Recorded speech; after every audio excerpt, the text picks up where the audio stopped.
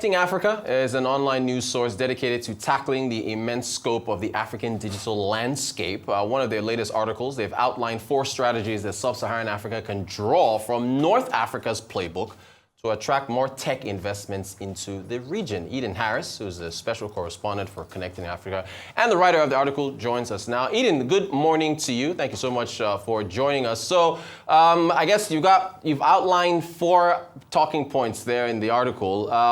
As far as point 1, ramping up digital skills, can you tell us what the article is about as far as what you talked about with respect to digital skills? Yeah, good early morning, Rodis, and thanks for having me on.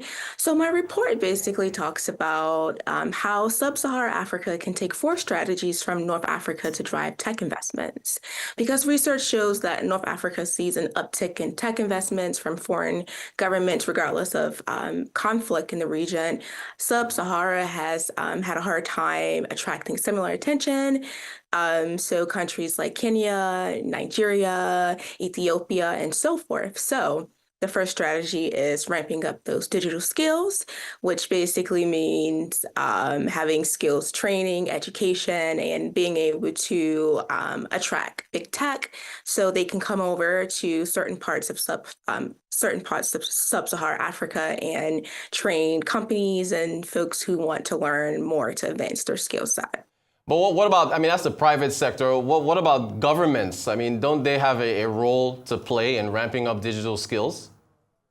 Absolutely. Like currently right now, the Nigerian government is working to get more than 2 million residents working to actually get those skill sets to compete with other countries on a global scale. So it's not just a role that private sector plays. It's important to have government also involved to move them closer to their goals. All right, well, what about building more bridges with tech giants? What's the story there?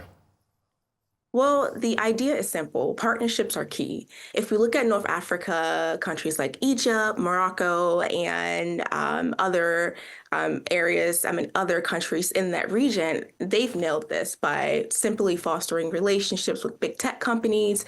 They've created an ecosystem where these giants are actively involved, driving innovation and investment. And then for the third point, as far as implementing investor-friendly policies, is that pretty straightforward? What's that about? It's actually not as straightforward as it may sound. First, it's about creating the right environment. So tech giants are drawn to regions with policies that make investing easy. For instance, Morocco offers tax breaks. New investors who come over, they know like that once they start a business in Morocco, they're going to get a great deal. So if Sub-Saharan countries did the same, they would be also able to attract those investors. Second, it's about building trust and showing the potential of the market. Africa has one of the youngest and fastest growing populations globally. That's a huge opportunity for any tech company who is looking to scale, but it takes proactive engagement to bring them in. And many experts point to North Africa's strong ties to Europe as a key factor in its success at drawing in foreign tech investment. I've spoken to many sources, folks who were former Secretary of States for African Affairs at the U.S. State Department. And one of my sources told me that big tech companies like Microsoft and Google are more keen to invest in countries like Kenya rather than Uganda. But why is that, right? According to the U.S. State Department, Uganda has threats toward open and free internet access, which simply pushes investors away. And Uganda has had an ongoing ban on Facebook. It's been in place since January 2021. Internet access sends a clear message to investors that we're ready for business, and Uganda hasn't done that. Lastly, Morocco makes it easy for investors by being the only country in Africa to have a free trade agreement with the U.S. So that basically allows importers and folks who are importing and exporting to do it duty free. Gotcha, gotcha. And then you've got a point, the final point about embracing geopolitical consequences. What does that mean?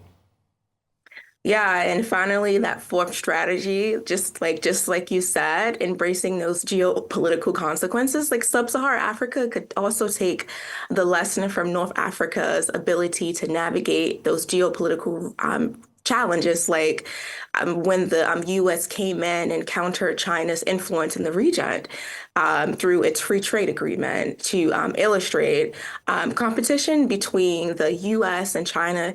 It's only going to intensify as the U.S. seeks to weaken China's influence in Africa.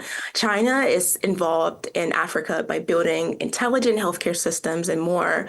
The world is asking if the U.S. President-elect Donald Trump will be involved in Africa. And my sources tell me it is in the best interest of the U.S. Administration, of the U.S. government to be involved in building Africa's digital infrastructure. All right. So Did you want to finish your point? Yes, yeah. So when Trump returns in 2025, it's more than likely that he will be involved in building that out. Lastly, I do want to say that because Trump likes to basically tout his business acumen, him like investing in China could basically be a renewed engagement as a corrective to Biden's perceived neglect on the continent. So that's good for Africa, and it's just best for them to let the chips fall where they may. Hey, it's a fascinating 4 years ahead. Good article there from you. Thank you so much for your time, Eden Harris, special correspondent there with Connecting Africa. Thank you so much for your time, joining us bright and early from Washington, D.C. You're watching.